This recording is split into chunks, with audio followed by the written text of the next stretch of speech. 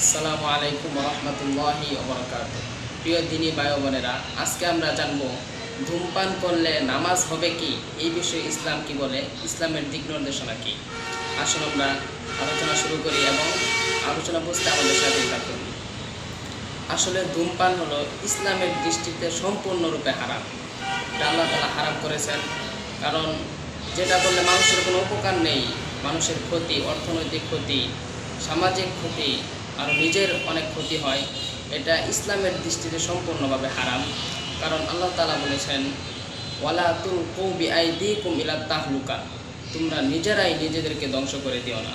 কারণ ধূমপান হলো একটা, সেখানে তো লেখাই থাকে ধূমপান মৃত্যুর কারণ, আরও অনেক ধ্বংস, আরও অনেকের ক্ষতি হয় আশেপাশের লোকের।